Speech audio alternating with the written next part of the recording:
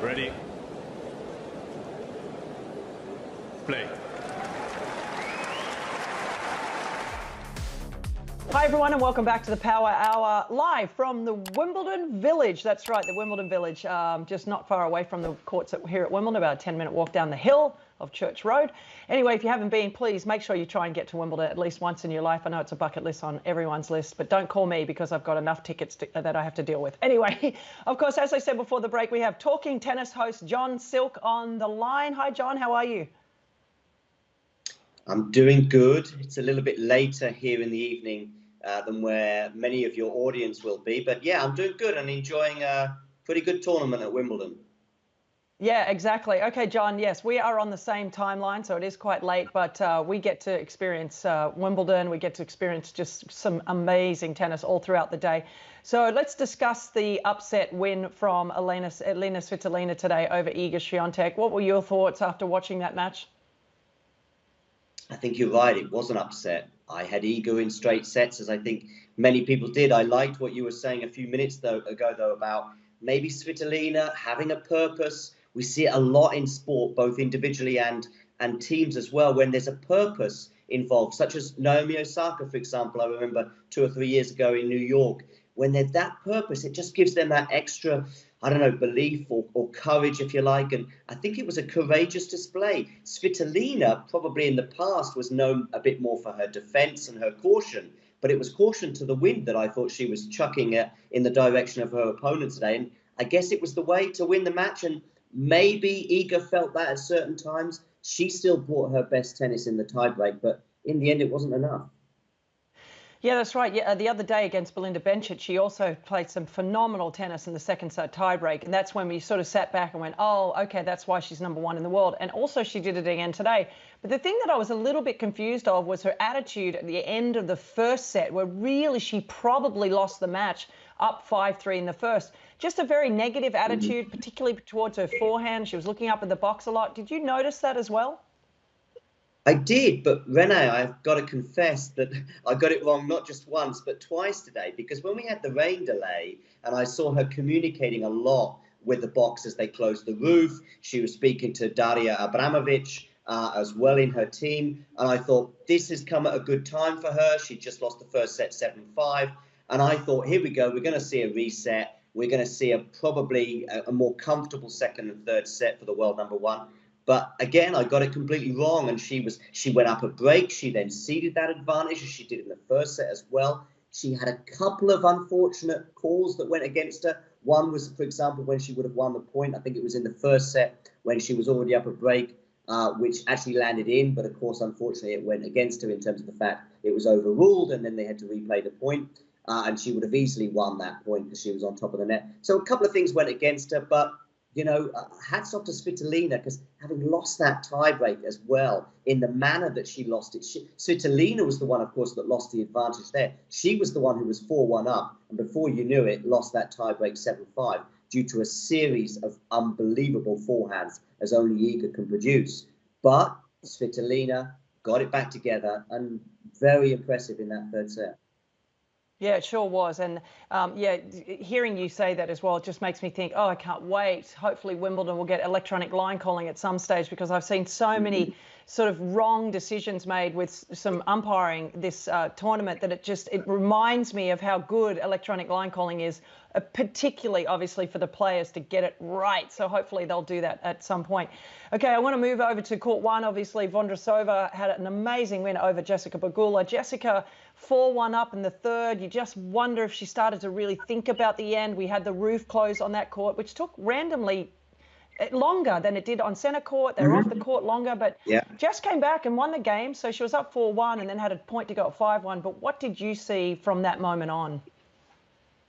Well, I think you're right as well. For some reason, it took a bit longer on court 1. I don't know, because I was pretty much at that point a bit more focused on the Svitolina-Swiatek match. But you're right, there was about a 10-minute extra period whilst that match was waiting. And of course, at that point, Jessica Pegula was up a break at 3-1. She then extended that to 4-1. But I have heard it suggested, We'll never know. It's one of those sort of Tim Henman, Goran Ivanisevic moments where there was the rain delay a few years ago. One or two of the older viewers will remember that, where we'll just never know how that would have panned out had that delay not occurred. It was actually seemed to be a preemptive thing from Wimbledon. I don't know if you felt the same, but I was watching on TV and it looked like they were just sort of preempting the rain and covering both courts. But for whatever reason, they took a bit longer on court one.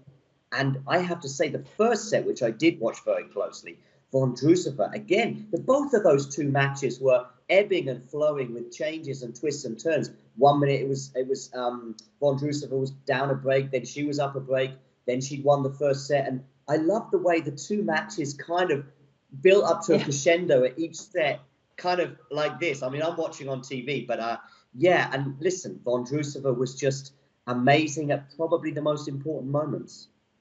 Absolutely. I thought she played unbelievably well towards the end, just pulled out shots after shots.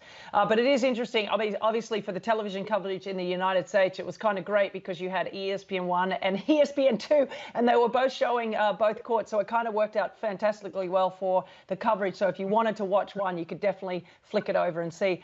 Onto the guys, I want to talk more specifically, not necessarily about the wins today from Jannik Sinner and Novak Djokovic, but the matchup between those two now in Jannik Sinner and Novak Djokovic. We know what happened last year with Jannik Sinner being up 2-0 and ended up losing the match, but also just Jannik Sinner's incredible rise. Everyone talks about, you know, Alcaraz at 20 years of age, but Sinner's 21. I mean, he plays some phenomenal tennis. What do you think of that matchup?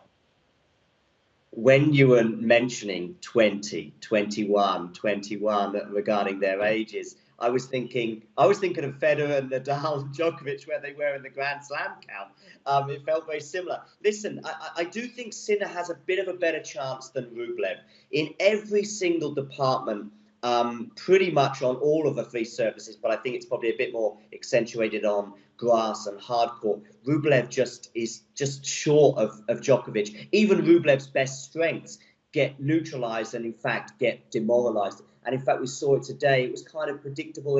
I know Rublev won the first set, but as soon as Djokovic kind of got the break in the second, he just motored away from it as only he can. But I think Sinner can offer a bit more. I mean, Novak himself described Jannik as a danger. And I did actually at the beginning of the tournament have these two in the semi-final, and I went for a Jannik win, rightly or wrongly. I mean, Novak obviously with 7 Wimbledon titles, and he's got a purpose himself in this tournament, going for number 8 to equal Roger. But I do think we may well see 5 sets, much like we did last year. Last year was a funny one because it was 5 sets, but they never felt like there was any danger for Novak. This year, I think it will be a bit closer in a way. And I do think Jannik is a year older. I think his serve has improved in the last 12 months. And I even think his grass court prowess on the back of last year, which probably came as a bit of a surprise to get to the quarterfinals. This year, given the run he had, especially we're looking at the draw, I think many of us did have him get into that semi-finals.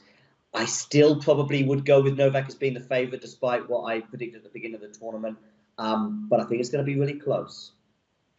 Yeah, I mean, I remember the odds makers had Alcaraz as the favourite at the French Open over Novak Djokovic, and I was like, wait a second, what? I was like, this guy's won 22 Grand Slams at this point, and I favour him just slightly over a guy that's 20 years of age and has never ever been to the final of the French Open. So I'd safe to say that Novak Djokovic is by far the favourite going up against Sinner. But I think you're right. I think that Jannik has learned a lot. His serve has improved a tremendous amount. I know that Darren Cahill has worked really hard on that particular shot. I think his transition game into the net has to get slightly better if he wants to win this match. But you never know. Just real quick, the great story for the American audience is Chris Eubanks. I mean, how fun has this been to watch just from your perspective? I mean, listen, I know Chris as a player, and I saw him lose to Holger Rune in Paris at close quarters recently. And in that match, it was kind of like, I hate to say it, but I thought this is a decent player. This is a top 100 player, no doubt about it.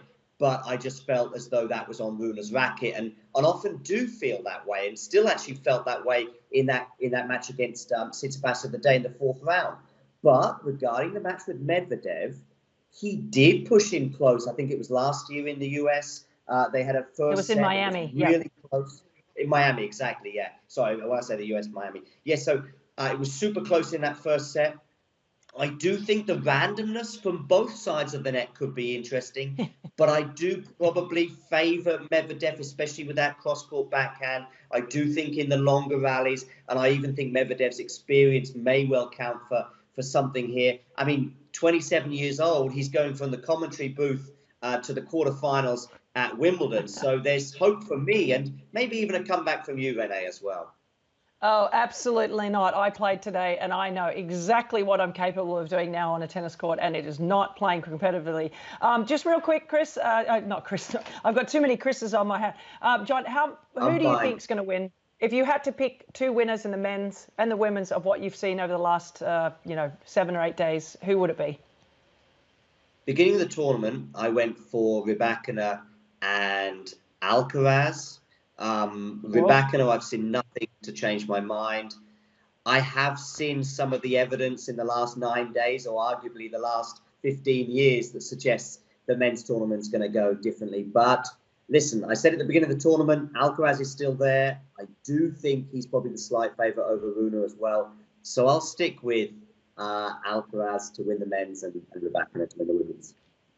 Well, you are a brave man to pick against Novak Djokovic when it comes to winning this. I picked Novak because I have to pick Novak because I think he's going to win the calendar year Grand Slam. I think the Olympic year was a lot, and I think this year, I think his focus is fully on it, and he probably knows this might be the last opportunity for him to do it. So I'm going to pick Novak. And I also picked Rybakina, but Sabalenka's playing well. We didn't even get into all of those matches. John, I really appreciate your time. I know it's late, so here, and I appreciate it. And hopefully I'll bump into you out there at Wimbledon tomorrow. Thank you. Take care.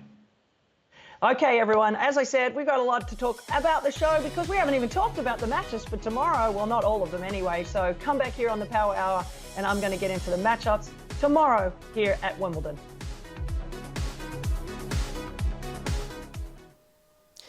If you enjoyed this video, make sure you hit that like button. Don't forget to subscribe and click that notification bell so you don't miss out on all things tennis.